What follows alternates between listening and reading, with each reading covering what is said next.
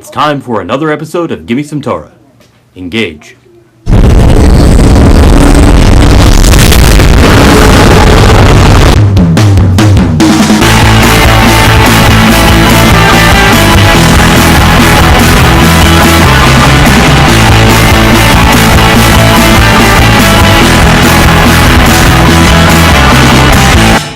What's up, everybody? The parasha this week is Shemot, the first portion in the book of Exodus. Today, let's take a look at chapter 2. Moses kills an Egyptian who was in the process of beating an Israelite and then buries his body in the sand. When word of the killing leaks out, Moses knows that he must flee, and he ends up in the desert realm of Midian. There he rescues Jethro's daughters from a band of marauding shepherds. The daughters tell their father that an Egyptian man rescued them, as they have no idea that Moses is not an Egyptian at all, but rather a Hebrew.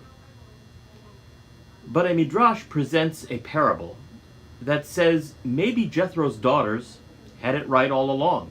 Maybe it was an Egyptian man who saved them. The parable is about a man who was bitten in the foot by a lizard and ran to immerse his feet in a river. When he got to the river, he saw a child drowning in it. He stretched out his hand and pulled him out. The child said, "If it weren't for you, I would have died." The man replied, "It was not I who saved you. It was the lizard that saved you. For if the lizard had not bitten me, I would not have found you in the river." Likewise, the Midrash says that although Moses saved the daughters in the immediate sense, it was the Egyptian he had to kill who really saved them. Because if the Egyptian had not beaten the Israelite, Moses would not have had a reason to kill him, and therefore he would not have fled into the desert, where he then rescued the daughters. This parable has a lot of meaning for our lives. It teaches us that we need to look at our lives in context and not as a series of disconnected, disjointed events. What seems like bad fortune and suffering in one time period can, in the end, lead to something very good.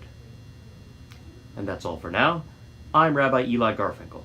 Check back soon for another episode of Gimme Some Torah.